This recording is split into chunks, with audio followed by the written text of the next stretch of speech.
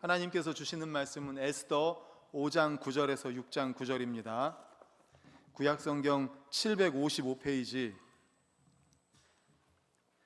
구약성경 755페이지에 있고 5장 9절 위에 보면 하만의 음모라고 되어 있죠. 그리고 6장 1절에 보면 왕이 모르드게를 존귀하게 하다. 그래서 9장부터 6장 9절까지 조금 길지만 우리 다 같이 읽겠습니다. 시작.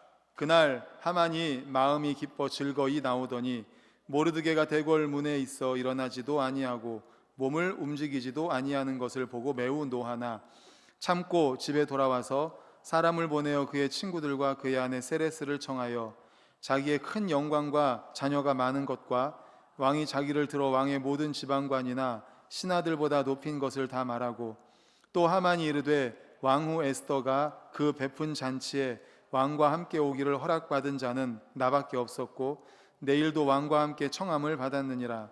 그러나 유다 사람 모르드게가 대궐 문에 앉은 것을 보는 동안에는 이 모든 일이 만족하지 아니하도다 하니, 그의 아내 세레스와 모든 친구들이 이르되 높이가 50규빗 되는 나무를 세우고 내일 왕에게 모르드게를 그 나무에 매달기를 구하고 왕과 함께 즐거이 잔치에 가소서 하니, 하만이 그 말을 좋게 여기고 명령하여 나무를 세우니라. 그날 밤에 왕이 잠이 오지 아니하므로 명령하여 역대일기를 가져다가 자기 앞에서 읽히더니, 그 속에 기록하기를 문을 지키던 왕의 두 넷이 빅다나와 데레스가 아하수에로 왕을 암살하려는 음모를 모르드게가 고발하였다 하였는지라. 왕이 이르되 이 일에 대하여 무슨 존귀와 관작을 모르드게에게 베풀었느냐 하니, 측근 신하들이 대답하되 아무것도 베풀지 아니하였나이다 하니라. 왕이 이르되 누가 뜰에 있느냐 하매 마침 하만이 자기가 세운 나무에 모르드게 달기를 왕께 구하고자 하여 왕궁 바깥 뜰에 이른지라. 측근 신하들이 아뢰되 하만이 뜰에 섰나이다 하니, 왕이 이르되 들어오게 하라 하니 하만이 들어오거늘 왕이 묻되 왕이 존귀하게 하기를 원하는 사람에게 어떻게 하여야 하겠느냐. 하만이 심중에 이르되 왕이 존귀하게 하기를 원하시는 자는 나 외에 누구리오 하고, 왕께 이르되 왕께서 사람을 존귀하게 하시려면 왕께서 입으시는 왕복과 왕께서 타시는 말과 머리에 쓰시는 왕관을 가져다가 그 왕복과 말을 왕의 신하 중 가장 존귀한 자의 손에 맡겨서 왕이 존귀하게 하시기를 원하시는 사람에게 옷을 입히고 말을 태워서 성중 거리로 다니며 그 앞에서 반포하여 이르기를 왕이 존귀하게 하기를 원하시는 사람에게는 이같이 할 것이라 하게 하소서 하니라. 아멘. 할렐루야. 아멘. 우리 옆에 분들과 하이파이브 하면서 인사하겠습니다. 전도하면 형통합니다. 전도하면 형통합니다. 전도하면 형통합니다. 할렐루야. 전도하면 형통합니다. 예, 그때 목사님이 이렇게 하면서 몇 명이랑 해야 된다고 그랬죠? 5명. 5명이랑 하이파이브하고 5명 전도해야 된다고 말씀하셨죠? 예, 감사합니다. 아침에도 말씀드린 것처럼 행축이 끝난 게 아닙니다. 예, 계속해서 우리가 잉태한 태신자들과 관계를 맺고, 또 감사하게도 오늘 또 이렇게 세 분이 등록 카드를 내셨고, 또 다음 주에 오시겠다고 또 약속하신 분이 또 계십니다. 그래서 제가 행축을 하면서 느낀 거는 맥박 같아요. 맥박. 사람 맥박 뛸 때 어떻게 뛰어요? 팍 뛰고 난 다음에 이렇게 있잖아요. 그리고 또 팍 뛰고 이렇게 있고, 예, 그 행축 초청주율이 기점이더라고요. 그래서 그 앞에도 조금 뛰다가 확 뛰고, 또 여진 같은 게 있죠. 그러다가 또 뛰고, 그래서 행축을 기점으로 해서 준비하는 동안에 전도가 되고, 끝나고 초청주율이 지나고 나서도 전도가 되고, 또 조금 잠잠해졌다가 또 행축 준비하면서 조금씩 올라오다가 초청주율에 또, 그리고 또 그 여진, 이런 식으로 항상 가는 패턴을 제가 항상 봅니다. 그래서 감사하고, 또 우리 성도님들 이렇게 영혼 구원을 위해서 정말 하나님이 가장 기뻐하시는 일이잖아요. 예, 기뻐하시는 일에 힘쓸 때 하나님 여호와를 기뻐하라, 저가 내 마음의 소원을 이루어 주시리라는 그 약속의 말씀이 우리 성도님들에게 이루어지기를 항상 축복합니다. 아멘. 오늘은 하나님의 섭리라는 제목으로 이제 말씀을 나누려고 합니다.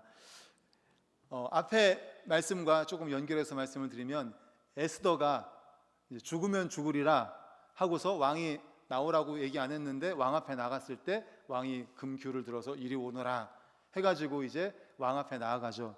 네 소원이 뭐냐라고 물었을 때 그때 바로 소원을 얘기한 게 아니라 어떻게 얘기해요? 네, 잔치를 베풀을 거니까 그 잔치에 오십시오, 이렇게 얘기를 합니다.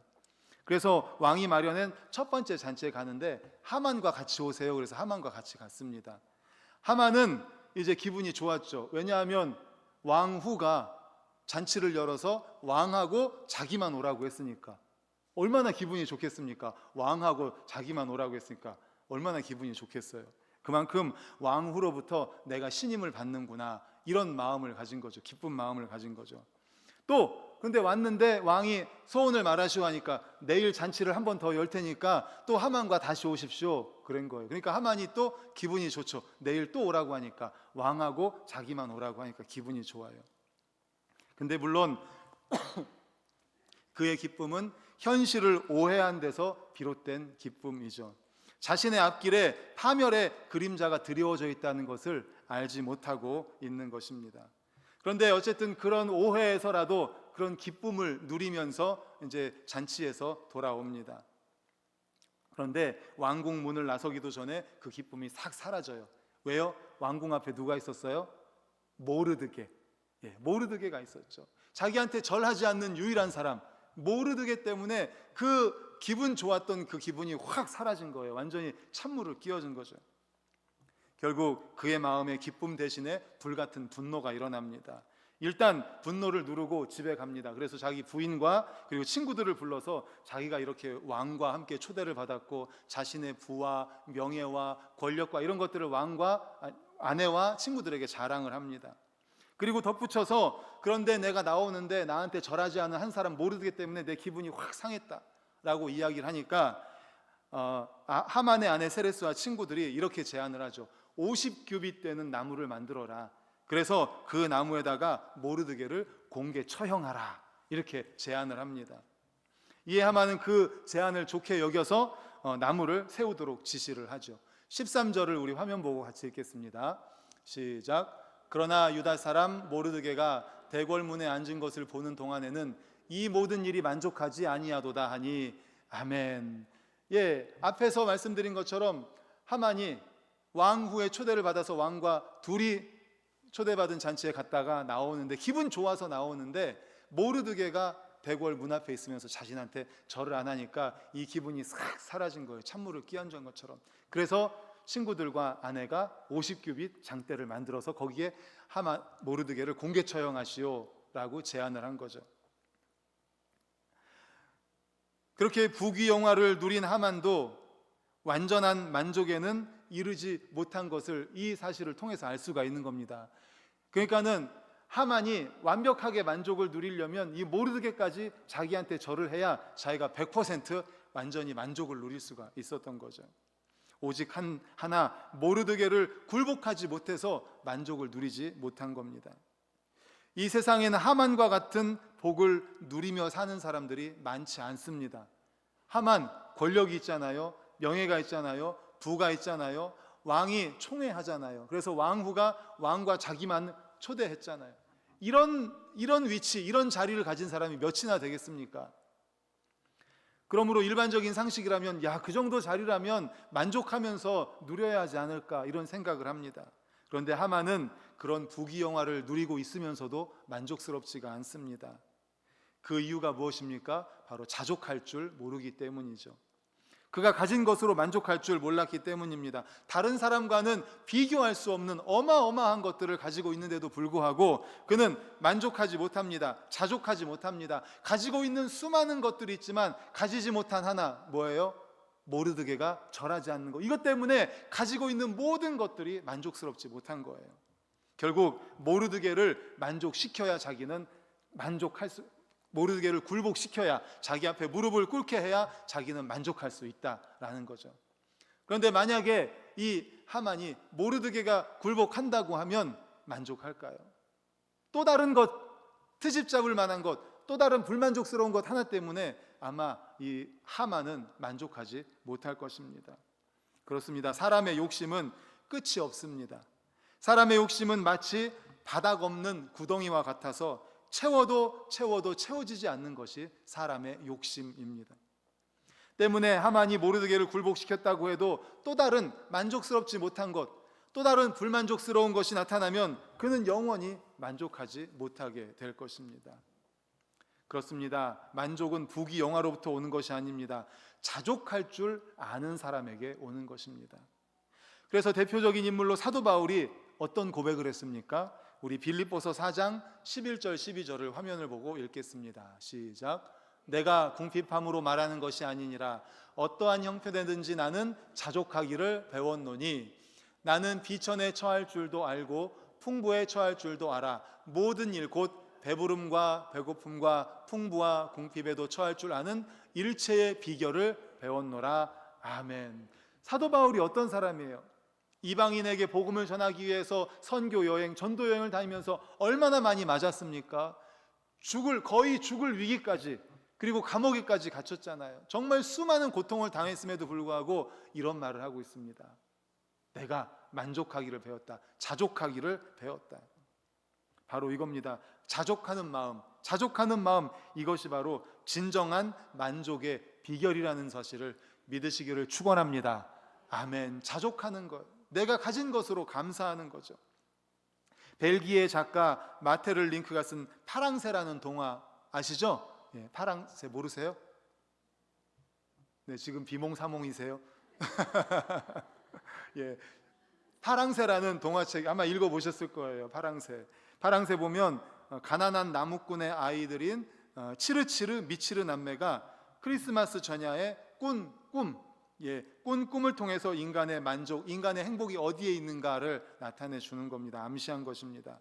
마법사 할멈으로부터 병든 딸을 위해서 파랑새를 찾아달라는 이러한 부탁을 받습니다. 그래서 개, 고양이, 빛, 물, 빵, 설탕 등의 님프를 데리고 추억의 나라, 미래의 나라 등을 방문했습니다. 그래서 파랑새를 찾으러 열심히 다녔습니다. 그런데 결국 찾지를 못했어요.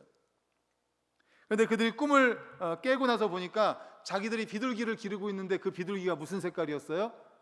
파랑색이었어요. 파랑색이 어디에 있었어요? 자기 집안에 있었어요. 파랑새가 자기 집안에 있었어요. 그런데 그 파랑새를 찾으려고 바깥을 다 다닌 거죠. 미래의 나라로 여기저기로 다 다닌 거죠. 이 동화는 무슨 말입니까? 만족, 행복 가까이에 있다는 거예요. 가까이에 있는 것으로 만족하고 감사하고 행복하지 못한 사람은 아무리 좋은 것을 갖다 줘도 그 욕심, 그 불만족으로 인해서 감사하지 못하고 행복하지 못하다는 것을 나타내는 겁니다. 그렇습니다. 자족하는 마음이 그래서 중요한 거예요. 물론 우리가 모든 것을 다 가질 수는 없습니다. 가진 것도 있고 못 가진 것도 있어요. 그리고 언젠가도 말씀드렸지만 우리는 다 장점이 있고 단점이 있습니다. 그런데 내가 가진 장점, 내가 가진 것들이 많이 있는데 그것을 보지 못하고 내가 갖지 못한 거 하나 때문에 혹은 두 개 때문에 내가 갖지 못한 것을 저 사람이 가지고 있다고 해서 저 사람은 시기 질투하면서 불만족 속에 살아간다면 하나님이 기뻐하시겠습니까? 내가 가진 것을 봐야죠. 내가 가진 것, 하나님 감사합니다. 이런 거 주셔서 감사합니다. 이거 주셔서 감사합니다. 이것도 주셔서 감사합니다. 비록 이것은 내게 없으니까 나한테 없는 것은 저 사람이 가지고 있으니 함께 협력하는 거예요. 할렐루야, 아멘. 이게 하나님께서 기뻐하시는 삶입니다. 나에게 주신 것을 감사하면서 자족하면서, 사도 바울처럼. 그래서 오늘 메시지 첫 번째 주신 것은 우리에게 주신 것, 나에게 주신 것을 감사하면서 자족해하면서 생활하는 것, 바로 우리 그리스도인들이 그렇게 살아야 할 줄로 믿습니다. 아멘, 아멘. 이어지는 6장에 보면 이제 6장 그 위에 보면 뭐라고 나오냐면 왕이 모르드게를 존귀하게 하다라고 6장 제목이 나옵니다. 6장 1절부터 9절에 이제 페르시아 제국에 흩어져 있는 유대인 학살에 대해서 과거에 말씀드렸지만 조서를 내려서 왕의 어인을 찍어서 바꾸지 못하게 하고 모든 백성들에게 공포를 했죠. 명령 집행만을 기다리고 있던 고통스러운 역사의 저녁이 점점 깊어가기 시작합니다. 그런데 유대인 대학살 사건이 일어나기 전에 하나님의 놀라운 섭리가 나타납니다. 에스더서에는 하나님이란 말이 한 번이라도 나올까요? 안 나올까요? 한 번도 안 나옵니다. 유일하게 에스더에는 하나님, 여호와 뭐 이런 말이 하나도 안 나와요. 비슷하게 다른 데로 말미암아 노임과 구원을 얻으려니와 이런 식으로 말해요. 하나님이라는 말이 한 번도 안 나오지만 하나님께서는 우리 가까이에서 에스더와 이스라엘 백성들 가까이에서 그들과 함께 하시면서 그들을 구원해 주십니다. 너무나 기가 막힌 하나님의 섭리가 이제 몇 가지가 나오는데 제가 쭉 말씀을 드리도록 하겠습니다. 야, 어쩜 이렇게 기가 막히지? 하나님의 섭리가 너무나 기가 막히다, 이런 거예요. 첫 번째는 잠이 오지 않는 아하수에로 왕입니다. 우리 1절을 화면 보고 읽습니다. 시작. 그날 밤에 왕이 잠이 오지 아니함으로 명령하여 역대일기를 가져다가 자기 앞에서 읽히더니 아멘. 잠이 안 오는 거예요. 아하수에로 왕이 잠을 자려고 하는데 잠이 안 옵니다. 우리가 어느 날 밤 번민 가운데 잠이 오지 않습니다. 왜 잠이 안 오지? 뒤척뒤척 거리지만 마시고, 왜 하나님께서는 나로 하여금 잠을 못 자게 하실까? 하나님의 뜻이 무엇일까? 하나님의 섭리가 무엇일까? 나에게 하나님께서 무엇을 말씀하시려고 하시는가에 귀를 기울이시기를 간절히 소망합니다. 하나님의 섭리가 있습니다. 그래서 아하수에로 왕이 잠이 오지 않아서 뭘 했다고 그랬어요? 아까 1절 다시 보여주세요. 뭘 읽었어요? 역대일기 1절입니다. 역대일기를 읽었다고 그랬어요. 역대일기가 뭐냐면 과거의 역사를 기록해 놓은 일기입니다. 잠이 오지 않으면 왕이 할 수 있는 게 많지 않습니까? 신하들을 데려다가 어디를 가기도 하고, 먹을 거 갖고 오라든지, 풍악을 울려라 라든지, 여러 가지, 춤을 추어라 라든지 할 것이 굉장히 많잖아요. 그런데 아하수에로 왕은 뭘 가져오라고요? 역대일기를 가져와라. 역대일기를 가져와라. 역대일기가 무슨 재미가 있겠습니까? 그리고 역대일기라고 만약에 읽는다고 한다면 역사니까 본인이 왕으로서 배워야 할 것이 있으면 과거의 것을 읽겠죠. 우리 아버지는 뭘 했구나, 우리 할아버지는 어떤 일을 했구나, 몇 대 선조 왕은 어떤 일을, 내가 이걸 배워야지. 그런데 이 아하수에로 왕은 역대일기를 읽는데 어디를 읽냐면 자기 걸 읽어요. 자기 거. 이것도 하나님의 섭리인 거예요. 세 번째, 그래서 자기 것을 읽어서 모르드게의 상급이 연기된 것을 그때 발견을 합니다. 우리 2절과 3절을 읽겠습니다. 시작. 그 속에 기록하기를 문을 지키던 왕의 두 넷이 빅다나와 데레스가 아하수에로 왕을 암살하려는 음모가 모르드게가 고발하였다 하였는지라. 아멘. 3절 시작. 왕이 이르되 이 일에 대하여 무슨 존귀와 관작을 모르드게에게 베풀었느냐 하니 측근 신하들이 대답하되 아무것도 베풀지 아니하였나이다 하니라. 아멘. 에스더 앞에서 왕의 신하인 빅단과 데레스가 왕을 암살하려고 했을 때 모르드게가 그것을 고발해가지고 그 왕 암살하려고 한 빅단과 데레스를 오히려 처리한 그런 과거의 역사가 있었잖아요. 보여주세요. 다시 2절. 2절. 두 넷이 빅단과 데레스가 아하수에로 왕을 암살하려는 음모가 있었는데 모르드게가 고발했다는 겁니다. 그런데 이렇게 자기의 역사에 대해서 읽었는데 그래서 무엇을 발견하는가 하면 3절 보여주세요. 이 일에 대하여 무슨 존귀와 관작, 내가 금을 내렸다든지 아니면 관직을 더 높게 해줬다든지 그런 걸 모르드게 베풀었느냐 하니까 아무것도 베풀지 않았습니다. 이때 발견한 거예요. 아무것도 베풀지 않았습니다. 그래서 앞에서 설교할 때 제가 이 말씀을 드리면서 우리가 정말 하나님을 위해서 열심을 내고 또 교회를 위해서 열심을 낼 때 하나님의 은혜가 즉시 안 올 때가 있습니다. 하나님이 즉시 응답하지 않을 때가 있습니다. 하지만 기다리십시오. 왜요? 때가 되면 하나님이 기가 막히게 역사하십니다. 기가 막히게. 바로 이겁니다. 만약에 왕이 그때에 모르드게에게 어떤 직위와 관작을 줬다고 하면은 이때 뭐라고 했을까요? 내가 옛날에 그 모르드게 때문에 생명을 살았지. 그래서 내가 모르드게에게 금 얼만큼 주었지. 그리고 직급을 얼만큼 올려줬지. 이렇게 생각하고 끝났을 거예요. 그런데 지금 보면은 아무것도 베풀지 않았습니다. 그래? 내가 왜 아무것도 베풀지 않았지? 이게 하나님의 섭리입니다. 이게 하나님의 섭리. 기가 막힌 하나님의 섭리. 하나님은요, 정확한 때에 정확한 하나님의 시간에 왕에게 모르드게를 생각나게 해주십니다. 잠이 오지 않는 밤에 역대일기를 읽게 하시고 거기서 자기를 모해하려고 했던 그 빅단과 데레스를 고발한 모르드게에게 아무런 상급도 주지 않았다는 것을 깨닫게 하신 거죠. 기가 막힌 타이밍에 그것을 깨달은 거예요. 기가 막힌 타이밍에. 그 다음에 네 번째 섭리, 때에 맞춰서 하만이 도착합니다. 우리 4절과 5절을 읽겠습니다. 시작. 왕이 이르되 누가 뜰에 있느냐 하매 마침 하만이 자기가 세운 나무에 모르드게 달기를 왕께 구하고자 하여 왕궁 바깥 뜰에 이른지라. 측근 신하들이 아뢰되 하만이 뜰에 섰나이다 하니 왕이 이르되 들어오게 하라 하니 아멘. 하만이 딱 적시에 왕궁 뜰에 도착합니다. 하나님의 기막힌 섭리죠. 하만은 왜 왕 앞에 이 새벽에 왔을까요? 잠 오지 않는 새벽에 아내와 친구들이 어떻게 하라고 그랬어요? 50규빗 되는 나무를 세워가지고 모르드게를 공개 처형시키라고. 빨리 하고 싶은 거예요. 빨리 어떻게 해서든지 빨리. 그래서 50규빗 나무를 가지고 왕 앞에 간 거예요. 그 새벽에. 그러니까 왕은 내가 역대일기를 읽다 보니까 모르드게에게 아무런 상도 주지 않았어요. 내가 빨리 줘야 되겠다. 걔 아무도 없느냐 하니까 뭐라고 했어요? 예, 하만이 막 도착했습니다. 하만은 왜 도착했어요?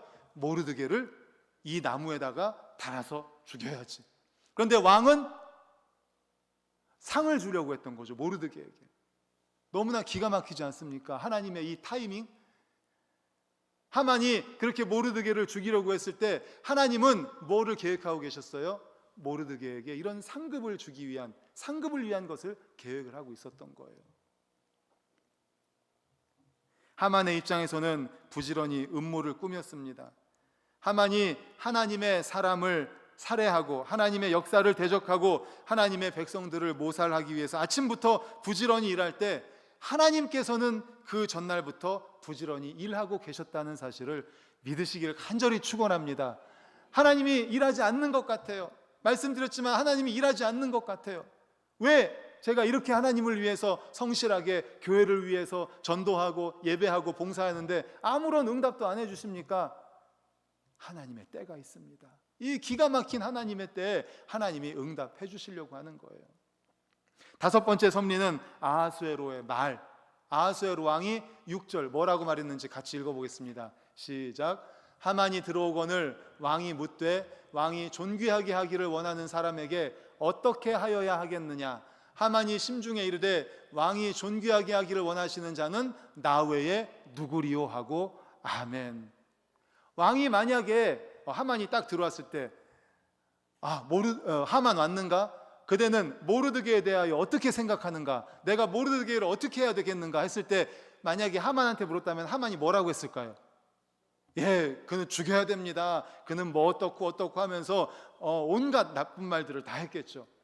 그런데 하나님이 모르드게라는 말을 싹 빼고 왕이 존귀하게 하기를 원하는 사람에게 어떻게 해야 되겠느냐. 이 왕의 말 속에도 하나님의 섭리가 있는 거예요. 그랬을 때 하만은 존귀하게 하기를 원하는 자가 누구라고 생각해요? 자기 자신이라고 생각하죠. 그렇지, 나구나. 왕후가 그 잔치를 베풀어서 초대했는데 나만 데리고 갔었지. 그렇지, 나를 어떻게 하면 좋을까? 바로 이겁니다. 바로 이겁니다. 이렇게 한 사람의 말 가운데에도 하나님이 간섭하실 수 있습니다. 내가 무심코 한 말들 가운데도 성령이 역사하시고 하나님의 주권이 함께 하시고 하나님의 감동이 함께 하실 수 있다는 거예요. 시편 기자는 이런 기도를 했습니다. 시편 141편 3절 같이 읽습니다. 시작. 여호와여 내 입에 파수꾼을 세우시고 내 입술의 문을 지키소서. 아멘. 우리 기도할 때 그래서 이렇게 기도해야 돼요. 주님, 저의 입술을 지켜주시옵소서. 혹 내가 말 실수를 하더라도 하나님 성령께서 감동 감화시켜셔서 내 말을 사용해 주시옵소서. 내 입술에 파수꾼을 세워 주시옵소서. 실수하지 않게 하시고 다른 사람 상처 주는 말 하지 않게 하시고 또 나쁜 소문 나지 않게 하시고 등등 내 입술에 파수꾼을 세워 주시옵소서. 기도해야 돼요. 아하수에로 왕이 말을 하려고 할 때 모르드게라는 말을 빼면서 내가 존귀하게 하기를 원하는 자에게 어떻게 할까? 이게 하나님의 기막힌 섭리였던 거죠. 사도 바울은 역사에 대한 하나님의 섭리, 이스라엘에 대한 하나님의 섭리에 대해서 묵상하다가 로마서 11장 33절에서 이렇게 고백합니다. 읽습니다. 시작. 깊도다 하나님의 지혜와 지식의 풍성함이요 그의 판단은 헤아리지 못할 것이며 그의 길은 찾지 못할 것이로다. 아멘. 하나님의 지혜, 하나님의 지식은 이렇게 풍성하고 넓고 깊습니다. 우리의 이성, 우리의 지성, 우리의 지식을 초월합니다. 할렐루야, 아멘. 얼마나 기가 막힌 하나님의 섭리입니까? 왕이 잠이 오지 않습니다. 잠이 오지 않는데 할 일 많은데 역대일기를 읽습니다. 역대일기도 많이 읽고 과거의 조상들께 많이 있는데 자기 거를 읽어요. 자기 거를 읽다가 보니까는 모르드게에게 상급을 주지 않은 것을 그때 발견한 거예요. 그래서 모르드게에게 상급을 줘야 되겠다고 생각하고 걔 아무도 없느냐 했더니 하만이 딱 도착한 거예요. 그때 입술을 지켜주셔서 나 왕이 존귀하게 하기를 원하는 자에게 내가 어떻게 하면 좋겠느냐. 하만이 이제 다음에 보면은 이렇게 해주십시오 라고 합니다. 그래, 그러면 모르드게에게 좋은 옷을 입히고 말을 태워서 거리를 다니면서 내가 이 사람을 존귀하게 하기로 한다. 이렇게 거꾸로 된 거죠. 완전히 전화위복이 된 거죠. 역전된 거죠. 역전. 기가 막힌 하나님의 타이밍, 기가 막힌 하나님의 섭리입니다. 그래서 잠언 3장 5절 6절에 너는 마음을 다하여 여호와를 신뢰하고 내 명철을 의지하지 말라. 너는 범사의 그를 인정하라. 그리하면 내 길을 지도하시리라. 할렐루야, 아멘. 어떤 사람들은 제가 이 설교를 하면 이 얘기 듣고 운이 좋았네 라고 할 수 있습니다. 그거 다 운이지 뭘 어쩌다 보니까 운이 좋아서. 운이 아닙니다. 이건 하나님의 섭리입니다. 하나님의 역사입니다. 이스라엘 백성들을 살리고자 하는 기가 막힌 하나님의 타이밍. 사랑하는 성도님들, 그러므로 잠언의 말씀처럼 여호와를 신뢰하십시오. 여호와를 의뢰하십시오. 범사에 그를 인정하십시오. 그러면 그분께서 우리들의 삶을 인도하실 줄로 믿습니다. 아멘. 이 시간에 우리 찬양하고 기도하도록 하겠습니다. 가서 제자 삼으라 함께 찬양하고 기도하겠습니다. 우리 박수 치면서 힘차게